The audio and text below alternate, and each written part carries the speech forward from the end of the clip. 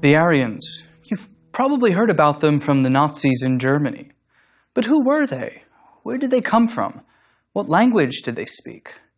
Answers to these questions were first postulated in 19th century India. With the opening up of Indian history, tradition, and languages to the world, European scholars started to study India and were astounded by its ethnic and cultural diversity. As we saw with Sir William Jones and the discovery of an Indo-European language family, many Europeans started to think that India and Europe had some common linguistic heritage.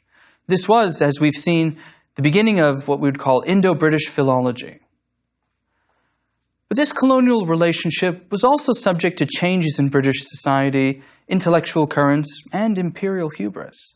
And in the 19th century, one of these changes was the emergence of race as a concept.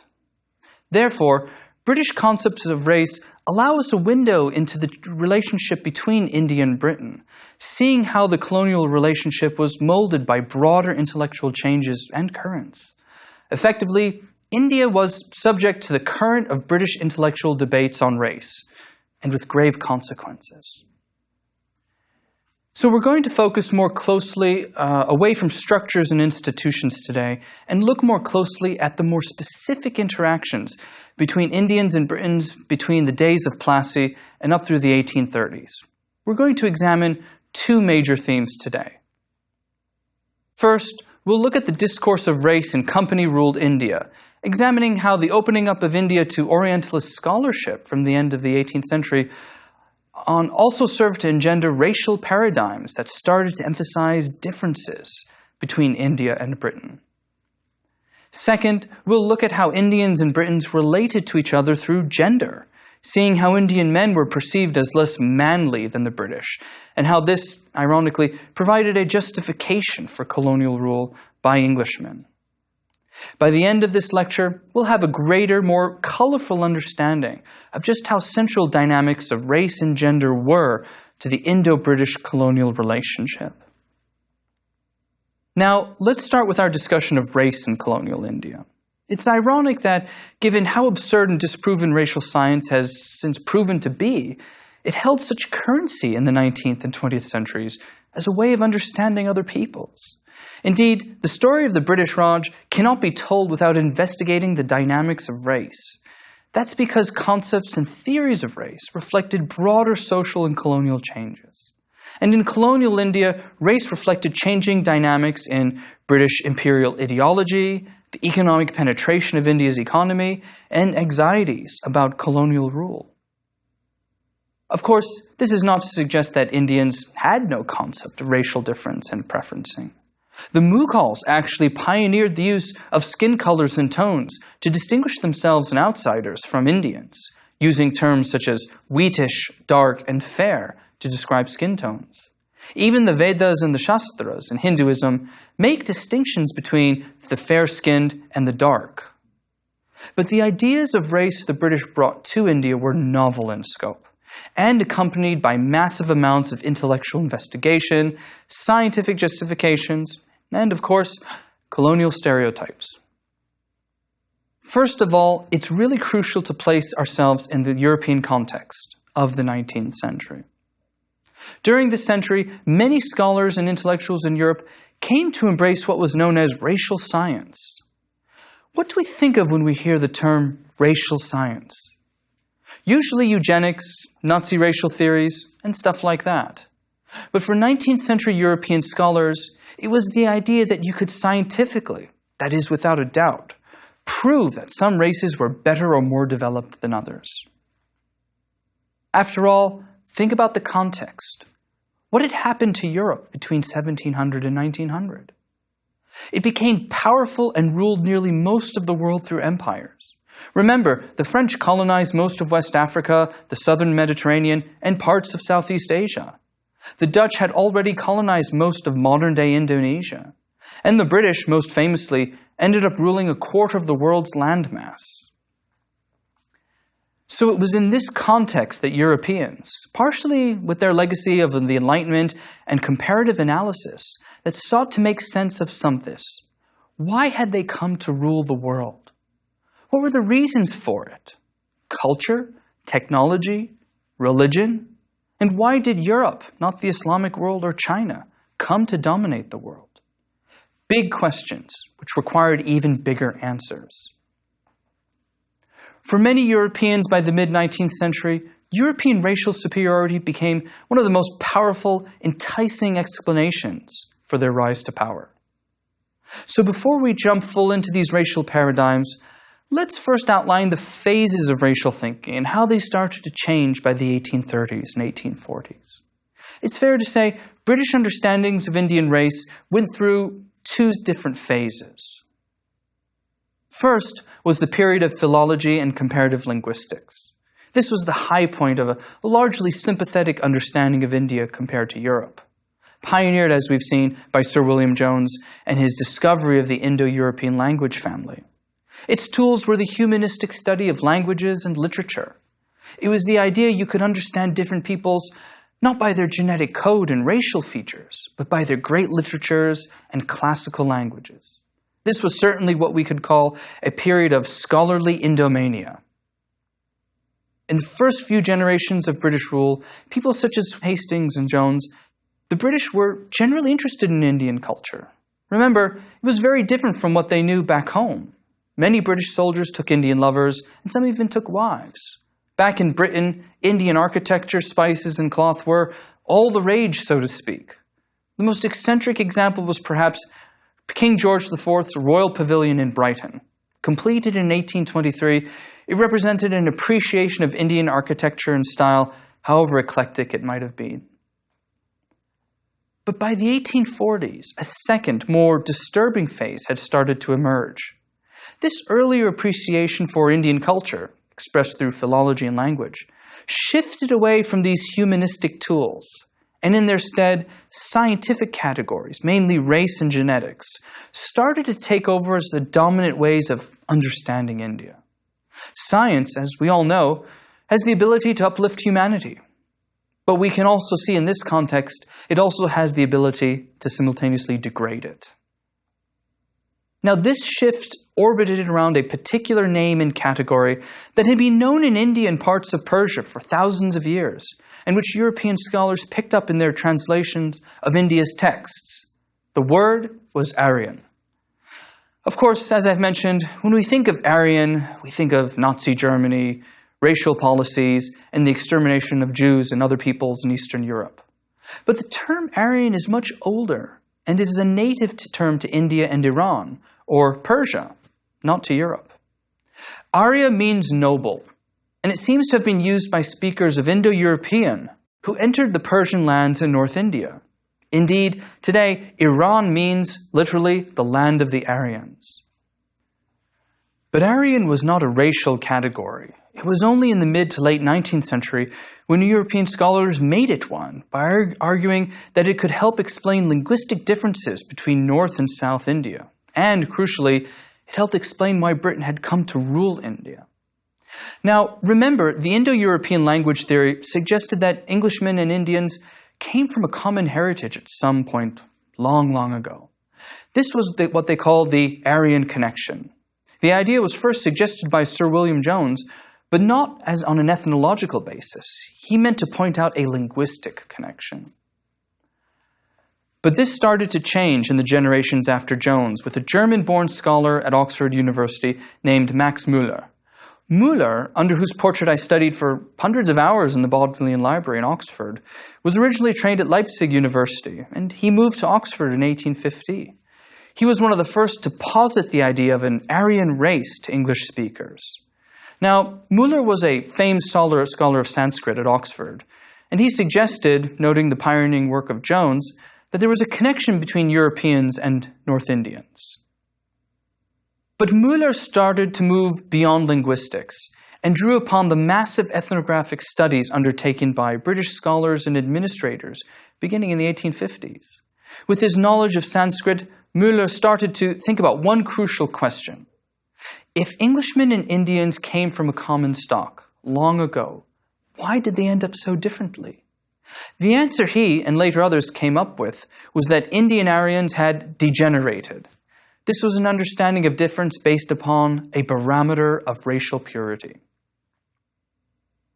Muller had a great influence upon a generation of British administrators and scholars. The idea in currency was this: Indians, as Aryans, had become degenerated and racially corrupted by intermarrying with original, darker-skinned inhabitants of India. They also adopted polytheism, which many European scholars felt encouraged woolly thinking, speculation, and intellectual degeneration. So to them, their racial purity had tanked. Sir William Hunter, even though he was known for his critique of the British economic policies, argued that the pristine noble Aryans of India intermarried with what he called the, quote, degrading superstitions that were borrowed from the squat black aboriginal races. So it raised a very interesting question. What did this imply about the Englishmen? That it implied that they were less racially corrupted and, by extension, more pure. And what would this explain? You got it. It explained why Britain ruled the world and had become so powerful. It all came down to blood. And it was this theory of accounting for the divergence of Indians and Englishmen that had political implications that were really real.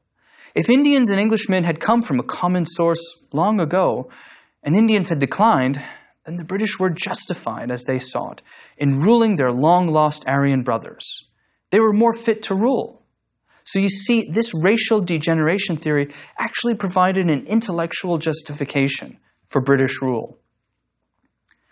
So the racial relationship was a complicated one. On the one hand, Indians were theoretically part of a larger Aryan family. But on the other hand, they had been corrupted. And this provides a justification, at least to some British and European observers, for colonial rule.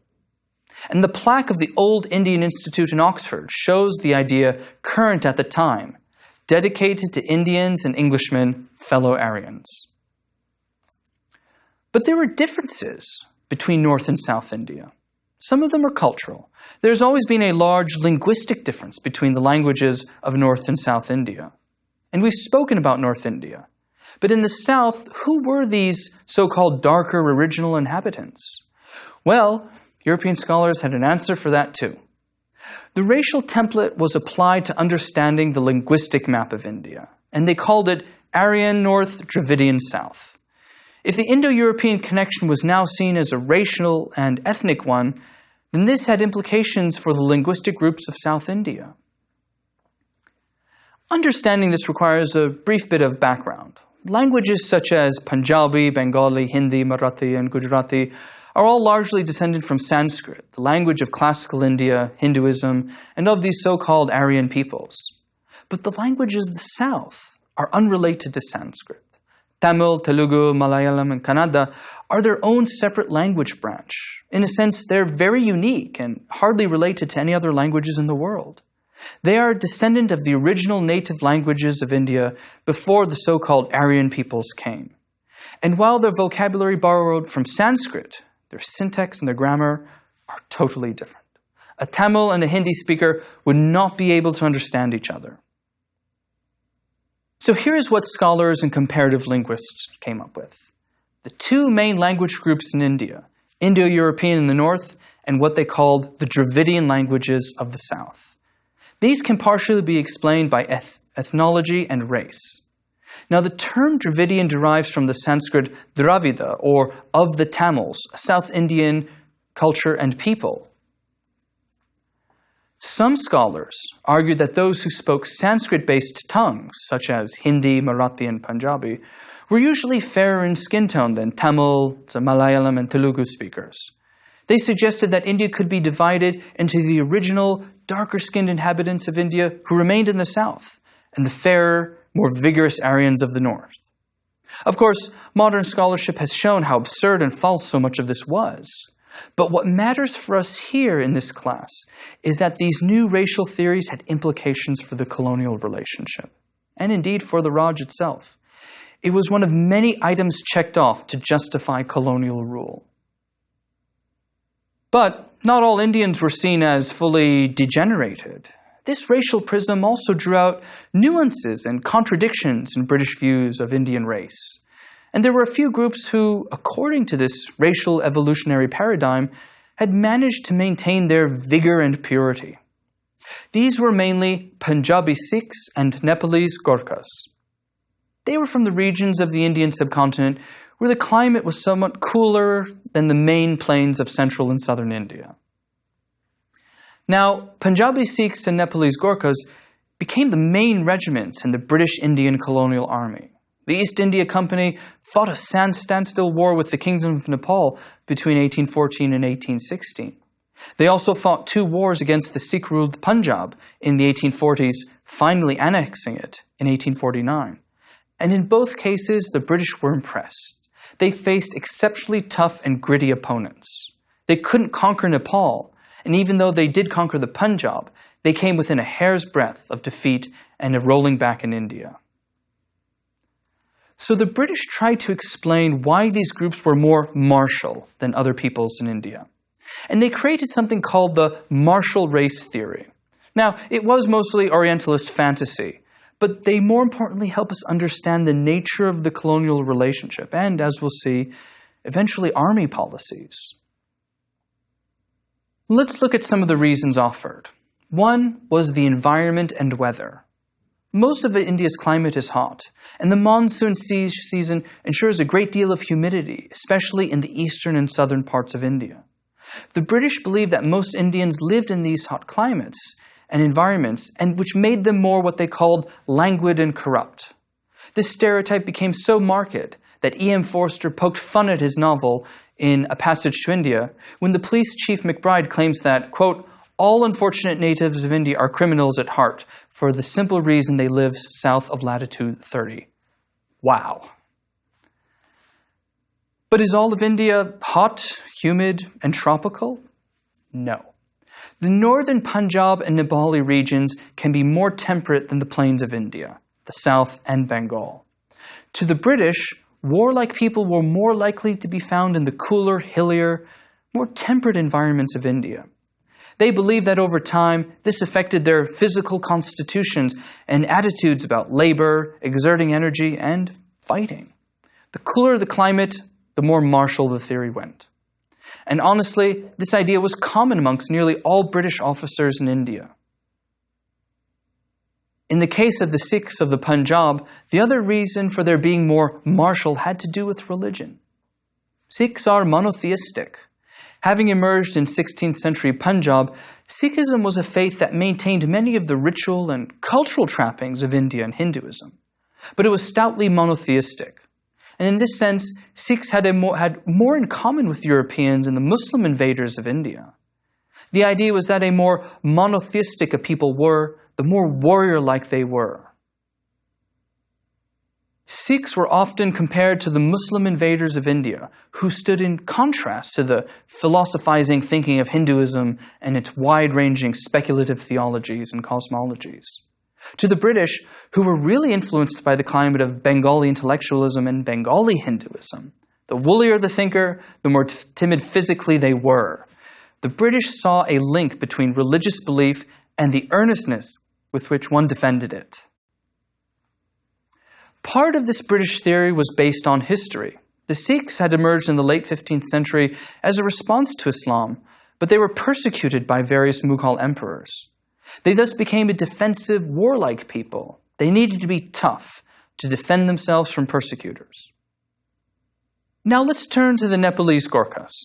As early as 1815, the British and their Boston-born Major General Sir David Auchterlonie recognized that the Gorkha tribes, including the Thakuris, Magars, and Gurungs, were tough fighters.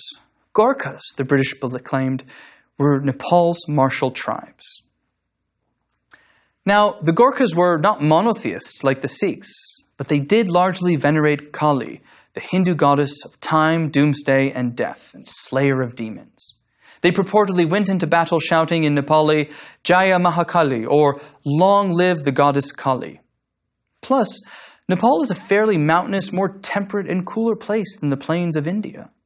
The British thought that the cool, hilly climate of Nepal made them naturally tough and gave their blood vigor and martial prowess, which had been developed for hundreds of years.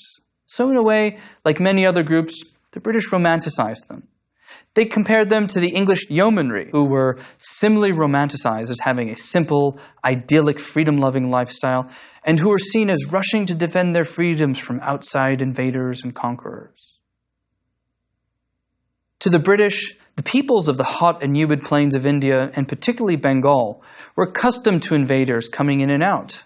So they didn't do much to defend themselves. To the British, this explained why they were less warrior-like than the Nepali Gurkhas. This was all, though, largely Orientalist myth-making and fancy. But again, these ideas had real implications for colonial rule and policy. For example, the Punjab's share in Indian army recruitment rose substantially. In the 1850s, there were fewer than 15 Punjabi infantry units, but by 1914 there were 57. This was more than half of the entire British-run Indian army. And Nepalese Gurkhas became the almost crack squad of the Indian army. These plucky little soldiers, some claimed, lopped off heads for the British Empire and sovereign for over 200 years.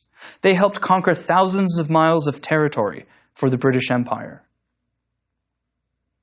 So we can say one thing about how the British understood race and its theories in later colonial India. The origin of this understanding was due to the marriage of wartime experience plus racial theories of late 19th century Europe. The experience of wars with the Nepalis and the Sikhs in the Punjab shaped the very theories that came from Europe about constitutions, martial traits, and the purity of bloodlines and why other races were in decline. Okay, now that we've covered race, let's turn to examine the roles that gender and sexuality played in the colonial relationship. While gender might, on the surface, seem kind of unrelated to the story of colonial India, it's very crucial. It helped determine how the British saw themselves as different from Indians, which again provided another theoretical underpinning for colonial rule. The British fashioned an idea of masculinity that was crucial in their perceptions of themselves as colonial masters of over 300 million people. So let's start with the typical British officer who was the face of British rule in smaller villages. The typical British officer was supposed to be very stereotypical, stern, not necessarily bright. But he was supposed to be convinced of his actions and ideas and had to be firm in dealing with Indians, rather like a manly father. A lot of this was the result of English education. Most prominent British administrators went to Britain's elite schools, such as Rugby, Harrow, and Eton. Remember, even the Duke of Wellington, who did so much to conquer parts of India for the company, claimed that Waterloo was won on the playing fields of Eton College. So this was the idea of British elite manliness, and it was inculcated in the universities of Oxford and Cambridge, where most future British administrators went. There was a strong emphasis on sport and physical prowess, not necessarily intelligence. Overly intellectualizing matters, according to this idea, was a recipe for indecisiveness and wavering. The British official needed to know what he wanted and that it was right, and he needed to know this right away. So the typical British officer represented what we would call manly Englishness.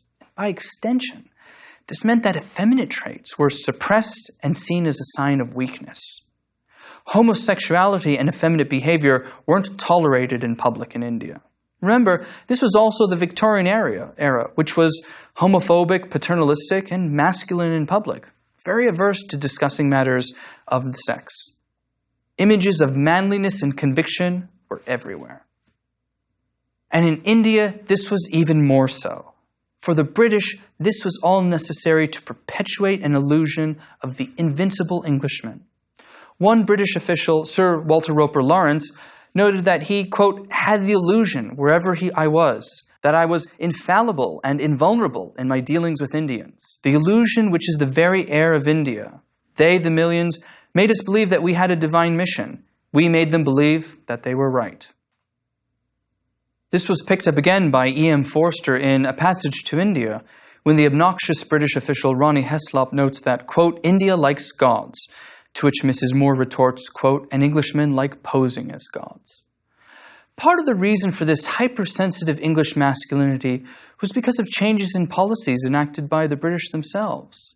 In Bengal, the British became increasingly wary of Indians who had learnt English and who started to enter the small sliver available in colonial administration.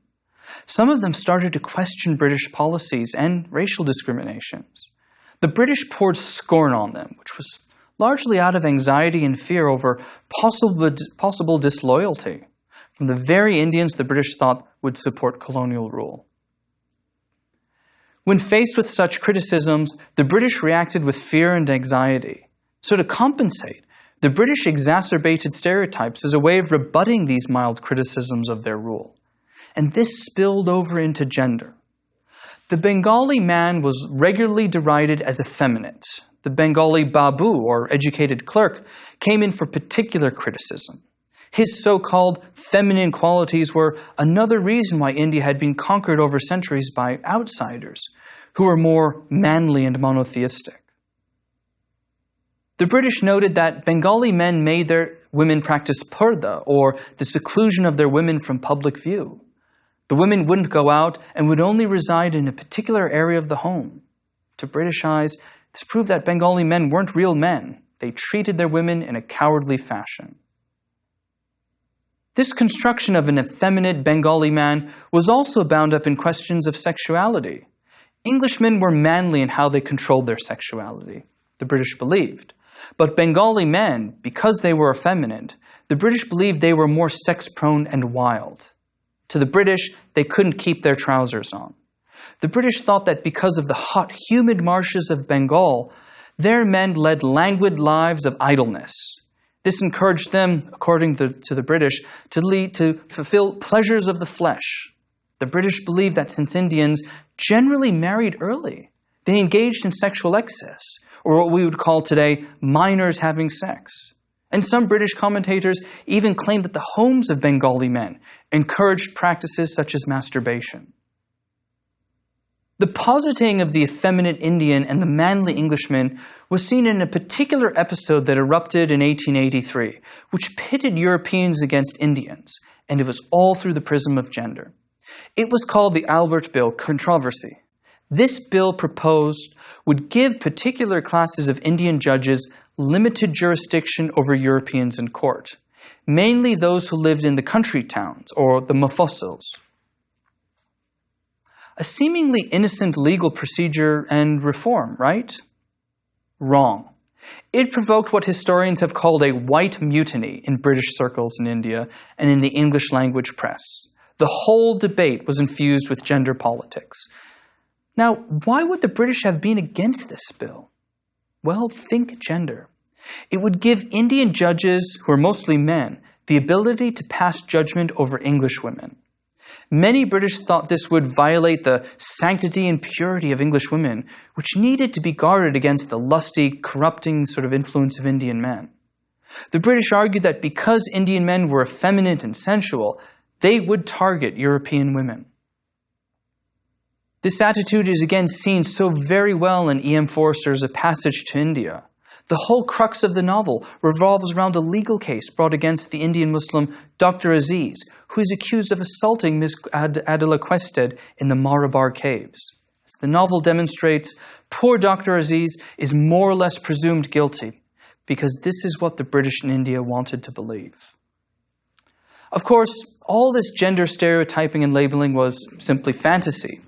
For example, the British never really understood that simply because Indians married early, it didn't mean that these marriages were consummated early. Simple biology and physical development prevents that. Moreover, the martial race theory conveniently forgot that armies of Bengal, the Maratha Confederacy, and soldiers from the hotter plains of India had proven valiant fighters against the East India Company. And as we'll see, the experience of the First World War would shatter the martial race theory.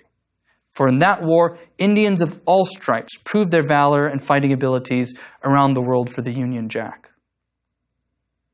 But the point of this lecture is that the lenses of gender and race really help us to better understand the colonial relationship and what Indians thought of the British and vice versa. We've seen how these attitudes shaped actual policies and historical developments. Indian historiography, probably more than any other part of the world, has been immensely enriched by the infusion of gender studies into the historical discipline. Okay, so we've looked at how the understandings of Indo-British relations started to become more focused on race and ideas of racial difference. We've also examined how gender infused the colonial relationship and provided an intellectual justification for British rule. And this was seen specifically in how gender and race were conceptualized by the British. So it's in this context that we should understand colonial society. The British became much more distant and aloof from Indians after the 1840s. This was reflected in the way they saw Indian races and Indian men, and through which they started to see more difference than similarity. And it was a difference that not only provided a justification for British rule, but it also reflected real British anxieties about their position in India and how some Indians were starting to critique it.